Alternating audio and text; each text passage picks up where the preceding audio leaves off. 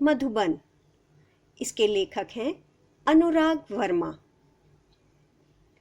साक्षात्कार साहित्य की एक ऐसी विधा है जिसके माध्यम से साक्षात्कारकर्ता जिस व्यक्ति का साक्षात्कार ले रहा हो उससे वह उसके जीवन, कार्यक्षेत्र इत्यादि से संबंधित प्रश्न पूछता है। तो आइए आज हम भी इसी से संबंधित पाठ पढ़ते हैं। परिचय। अनुराग वर्मा जी ने हिंदी में विपुल लेखन किया है। आपकी भाषा धारा प्रवाह, सरल एवं आशय संपन्न होती है। आप हिंदी के जाने माने लेखक हैं। गद्य संबंधी प्रस्तुत पाठ में श्री अनुराग वर्मा जी ने प्रसिद्ध लेखक डॉक्टर राम कुमार वर्मा जी का साक्षात्कार लिया है। यहाँ अनुराग जी ने डॉक्टर वर्मा जी से उनकी काव्य रचना की प्रेरणा, लौकिक पारलौकिक प्रेम, देश की राजनीतिक स्थिति आदि पर प्रश्न पूछे हैं। डॉक्टर वर्मा जी ने इन प्रश्नों के बड़ी बेबाकी से उत्तर दिए हैं। सुबह का समय था। मैं डॉक्टर राम कुमार वर्मा जी के प्रयाग स्टेशन स्थित निवास मधुबन की ओर पूरी रफ्तार से चला जा रहा था, क्योंकि 10 बजे उनसे मिलने का समय तय था। रफ्तार अर्थात गति, चाल। वैसे तो मैंने डॉक्टर साहब को विभिन्न उत्सवों, संगोष्ठियों एवं सम्मेलनों में देखा था, परंतु इतने निकट से मुलाकात करने का यह मेरा पहला अवसर था। मेरे दिमाग में विभिन्न विचारों का ज्वार उठ रहा था। कैसे होंगे डॉक्टर साहब, कैसा व्यवहार होगा उस साहित्य मनीषी का, आदि। उत्सव अर्थात त्योहार, संगोष्ठी अर्थात किसी विषय पर विशेषज्ञों का चर्चा सत्र, सम्मेलन अर्थात सभा, मुलाकात अर्थात भेंट, मनीषी अर्थात ज्ञानी, विद्वान, मुहावरा, ज्वार उठना अर्थात विचारों की हलचल। इन तमाम उठते और बैठते विचारों को लिए मैंने उनके निवास स्थान मधुबन में प्रवेश किया। काफी साहस करके दरवाजे पर लगी घंटी बजाई। तमाम अर्थात सारा। नौकर निकला और पूछ बैठा, क्या आप अनुराग जी हैं? मैंने उत्तर में सिर्फ हाँ कहा। उसने मुझे ड्राइंग रूम में बिठाया और यह कहते हुए चला गया कि डॉक्टर साहब आ रहे हैं। इतने में डॉक्टर साहब आ गए। अनुराग जी, कैसे आना हुआ? आते ही उन्होंने पूछा। मैंने कहा, डॉक्टर साहब, कुछ प्रसंग जो आपके जीवन से संबंधित हैं और उनसे आपको जो महत्वपूर्ण प्रेरणाएं मिली हों, उन्हीं की जानकारी हेतु आया था। प्रसंग अर्थात प्रकरण। डॉक्टर साहब ने बड़ी सरलता से कहा, अच्छा, तो फिर पूछिए। प्रश्न। डॉक्टर साहब, काव्य रचना की प्रेरणा आपको कहाँ से और कैसे प्राप्त हुई? इस संदर्भ में कोई ऐसा प्रसंग बताने का कष्ट करें जिसने आपके जीवन के अंतरंग पहलुओं को महत्वपूर्ण मोड़ दिया हो। शब्दार्थ।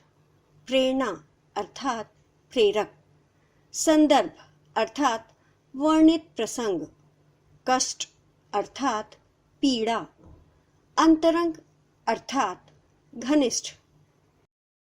उत्तर।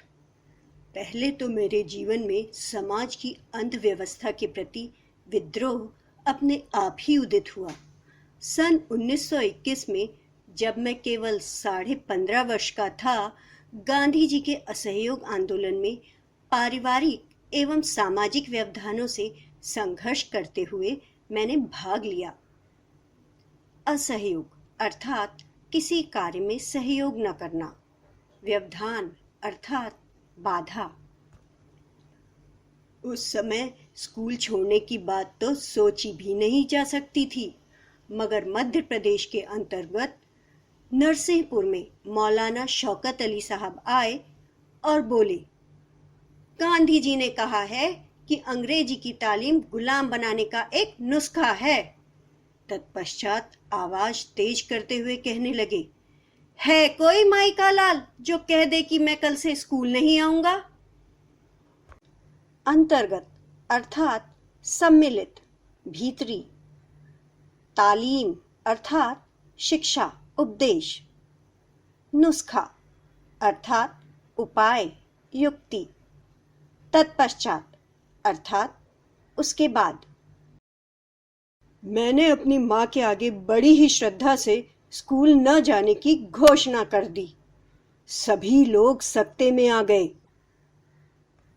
बात भी अजीब थी कि उन दिनों एक डिप्टी कलेक्टर का लड़का विद्रोह कर जाए।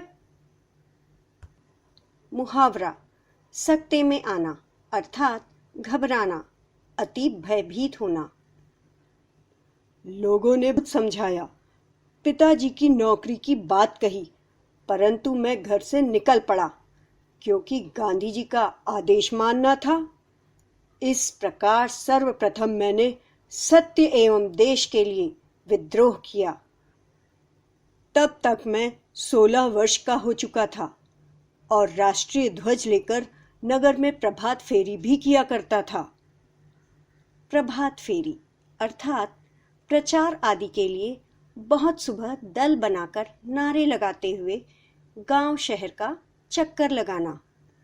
यह बात सन 1921 की है और इसी समय मैंने देश प्रेम पर एक कविता लिखी। यही मेरी कविता का मंगलाचरण था। मंगलाचरण अर्थात कार्य आरंभ करने के पूर्व की जाने वाली मंगल स्तुति। प्रश्न, आप मध्य प्रदेश से उत्तर प्रदेश कैसे आए? उत्तर, हिंदी प्रेम ने मुझे मध्य प्रदेश से उत्तर प्रदेश आने को प्रेरित किया, क्योंकि उन दिनों नागपुर विश्वविद्यालय में हिंदी नहीं थी। सन 1925 में मैंने इंटर की परीक्षा उत्तीर्ण की।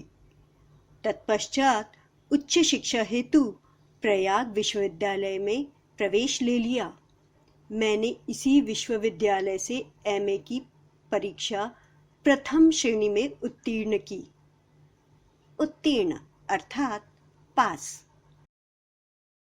मैंने देखा कि डॉक्टर साहब के चेहरे पर गंभीरता के भाव साफ प्रतिबिंबित हो रहे हैं।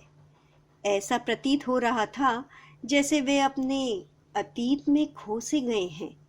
मैंने पुनः सवाल किया।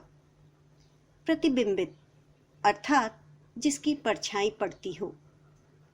प्रश्न, डॉक्टर साहब, प्रायः ऐसा देखा गया है कि कवियों एवं लेखकों के जीवन में उनका लौकिक प्रेम पारलौकिक प्रेम में बदल गया। क्या आपके साथ भी ऐसा हुआ है? लौकिक अर्थात सांसारिक, लोक संबंधी। पारलौकिक अर्थात परलोक संबंधी। उत्तर, अनुराग जी, प्रेम मनुष्य की एक प्राकृतिक प्रवृत्ति है। सन 1926 में मेरा विवाह हो गया और मैं गृहस्थ जीवन में आ गया। अब मुझे सात्विकता एवं नैतिकता से प्रेम हो गया। प्रवृत्ति अर्थात चित्त का किसी ओर लगाव। सात्विकता अर्थात सात्विक होने का भाव।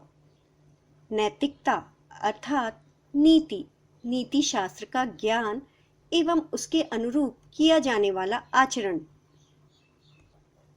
मैंने इसी समय यानी सन 1930 में कबीर का रहस्यवाद लिखा। इतना अवश्य है कि मेरे जीवन के कुछ अनुभव कविता के माध्यम से प्रेषित हुए। मुझे बचपन से ही अभिनय का शौक था और प्रायः उत्सवों के अवसर पर नाटकों में मैं भाग भी लिया करता था। प्रेषित अर्थात भेजा हुआ। अभिनय अर्थात आंगिक चेष्टाएं। मैंने बात आगे बढ़ाई और पूछा, प्रश्न, डॉक्टर साहब, देश की राजनीतिक स्थिति के बारे में आपकी क्या राय है? उत्तर, मैं राजनीति से हमेशा दूर रहा क्योंकि आज की राजनीति में स्थिरता का अभाव है। यद्यपि मैं नेहरू जी, शास्त्री जी, इंदिरा जी एवं मोरारजी भाई से मिल चुका हूँ और उनसे मेरा परिचय भी है, परंतु मैंने राजनीति से अपने आप को सदा दूर रखा। मुझे राजनीति में कोई रुचि नहीं है। मैं साहित्यकार हूँ और साहित्य चिंतन में विश्वास रखता हूँ। स्थिरता अर्थात दृढ़ता, टिकाव।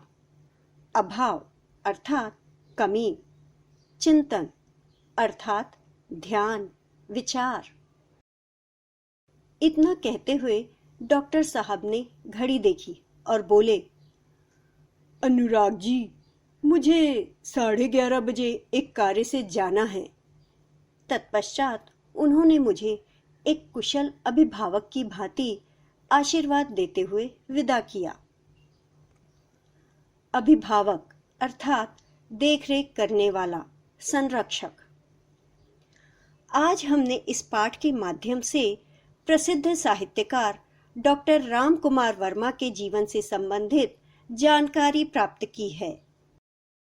If you like our videos, please do share and subscribe to our channel.